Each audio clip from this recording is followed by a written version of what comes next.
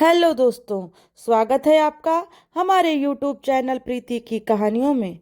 दोस्तों, हमारी ज़िंदगी में अक्सर ऐसे पल आते हैं जब हम सही और गलत के बीच फंस जाते हैं। कभी कभी हमें लगता है कि कोई छोटी सी गलती नज़रअंदाज करने से कुछ फ़र्क नहीं पड़ता, पर क्या वाकई ऐसा है? तो दोस्तों, आज हम आपको ऐसी ही कहानी सुनाने जा रहे हैं जो ईमानदारी केवल एक गुण नहीं है बल्कि जीवन का असली मूल्य है, ये सिखाएगी। ये कहानी आपको अपने मन के भीतर झांकने पर मजबूर कर देगी और सिखाएगी कि कैसे छोटे छोटे फैसले हमारी आत्मा की सच्चाई को दर्शाते हैं। तो आइए दोस्तों, कहानी को सुनते हैं। एक बार एक व्यक्ति कुछ पैसे निकालने के लिए बैंक में गया। उसने 1,40,000 रुपए निकाले थे। उसे पता था कि कैशियर ने गलती से 1,40,000 रुपए देने के बजाय 1,60,000 रुपए उसे दे दिए हैं, लेकिन उसने ऐसा आभास कराया जैसे उसने पैसे गिने ही नहीं और कैशियर की ईमानदारी पर उसे पूरा भरोसा है। उसने चुपचाप पैसे रख लिए। उसके इस कार्य में उसका कोई दोस्त था या नहीं, लेकिन पैसे बैग में रखते ही 20,000 अतिरिक्त रुपयों को लेकर उसके मन में उधेड़ बुन शुरू हो गई। एक बार उसके मन में आया कि फालतू पैसे वापस लौटा देते हैं, लेकिन दूसरे ही पल उसने सोचा कि जब मैं गलती से किसी को अधिक पेमेंट कर देता हूँ तो मुझे कौन पैसे वापस लौटाने आता है। लेकिन इंसान के अंदर सिर्फ दिमाग ही नहीं होता, दिल और अंतरात्मा भी होती है। रह रहकर उसके अंदर से आवाज़ आ रही थी कि तुम किसी की गलती से फ़ायदा उठाने से नहीं चूकते और ऊपर से बेईमान न होने का ढोंग भी करते हो।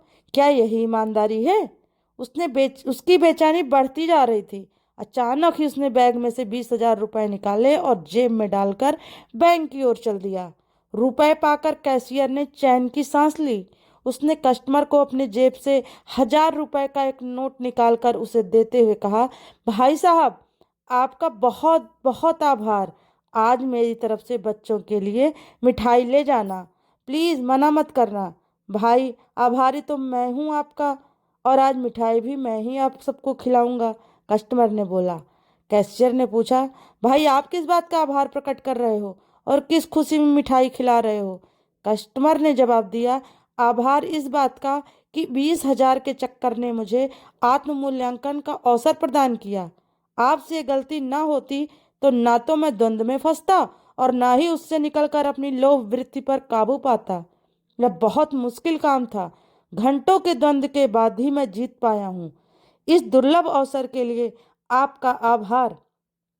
तो दोस्तों, कहाँ तो वो लोग हैं जो अपनी ईमानदारी का पुरस्कार और प्रशंसा पाने का अवसर नहीं चूकते, और कहाँ वो जो औरों को पुरस्कृत करते हैं।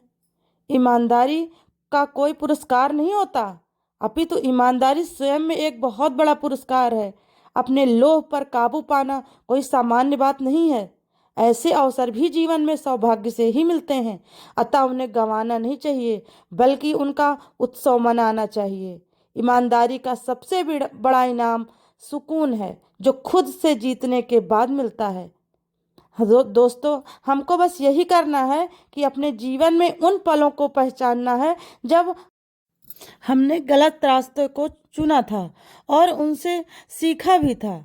जब भी कोई कठिनाई सामने आए, उसे आत्म मूल्यांकन का एक अवसर माने। तो दोस्तों, आप लोग कमेंट में बताइएगा कि आपको हमारी ये कहानी कैसी लगी, और अगर अच्छी लगी हो तो प्लीज़ लाइक और शेयर करना ना भूलिएगा। हमारे चैनल पर नए हों तो प्लीज़ सब्सक्राइब ज़रूर करिएगा। तो दोस्तों, फिर मिलते हैं आपसे एक नई कहानी लेकर। तब तक के लिए दोस्तों, नमस्कार।